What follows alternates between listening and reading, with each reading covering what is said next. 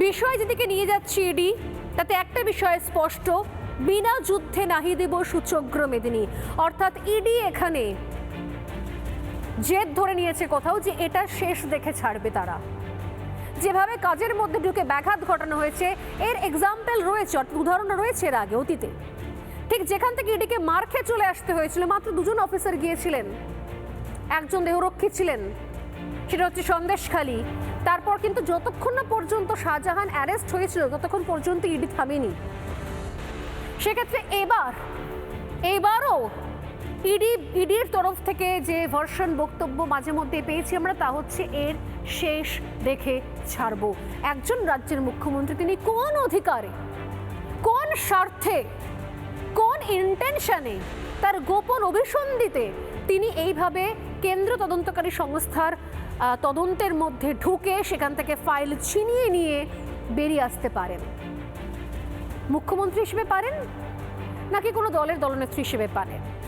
যদি দলনেত্রী হিসেবে না পারেন, শুধু মুখ্যমন্ত্রী হিসেবেই পারেন, তাহলে মমতা বন্দ্যোপাধ্যায় কেন সেদিন বলেছিলেন যে আমি প্রতীক জৈনের বাড়িতে গিয়েছি মুখ্যমন্ত্রী হিসেবে নয়, দলনেত্রী হিসেবে?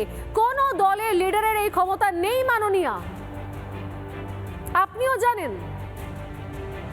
কিন্তু প্রশ্ন এটাই যে এমন কি কারণ ছিল, এমন কি স্বার্থ ছিল যে কারণে আপনি নিজের তৈরি চক্রব্যূহের মধ্যে নিজে গিয়ে ঝাঁপিয়ে পড়লেন? না তো আপনার বাড়িতে রেড হয়েছিল, না তো আপনাকে ইডি ডেকেছিল। এমন কি ছিল প্রতীক জৈনের বাড়িতে? এমন কোন স্বার্থ জড়িয়ে ছিল? এমন কোন গোপন তথ্য ছিল? এমন কোন ঘটনার ব্লুপ্রিন্ট ছিল প্রতীক জৈনের ফাইলে, যে কারণে কারোর উপর ভরসা না করে তড়িঘড়ি ঘুম থেকে উঠে মাননীয়া উস্কো খুস্কো অবস্থায় দৌড়ন প্রতীক জৈনের বাড়িতে এই ফাইলগুলোকে নিয়ে আসার জন্য? এইবার সেটা সুপ্রিম কোর্টকে দিতে হবে। সুপ্রিম কোর্ট তো রিপাবলিক বাংলা নয় যে রিপাবলিক বাংলাকে দুটো খারাপ কথা বলে দিলাম, বলে চলে গেলাম, অ্যাভয়েড করে চলে গেলাম। এটা তো সুপ্রিম কোর্ট মাননীয়া।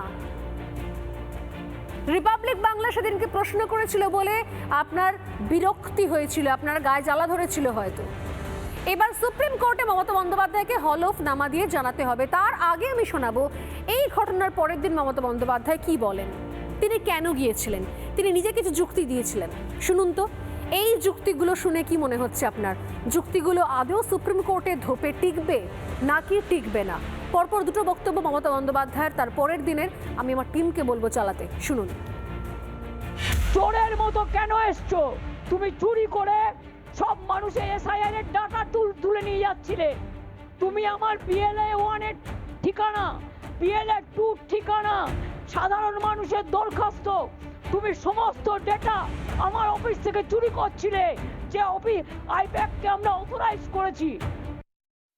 যেহেতু আমি জেড প্লাস ভুলে যান, আমি কাল যা করেছি as a all India Trinamool কংগ্রেসের চেয়ারম্যান করেছি, এবং যা করেছি আমি কোনো অন্যায় করিনি। তুমি আমায় খুন করতে এসছো, আমার আত্মরক্ষা করার অধিকার আছে। নানা ধরনের কন্টেন্ট দেখার জন্য লাইক করুন, শেয়ার করুন আমাদের ফেসবুক পেজ, সাবস্ক্রাইব করুন আমাদের ইউটিউব চ্যানেল। পাশাপাশি অন্যান্য ব্রেকিং নিউজের জন্য অবশ্যই চোখ রাখুন রিপাবলিক বাংলায়।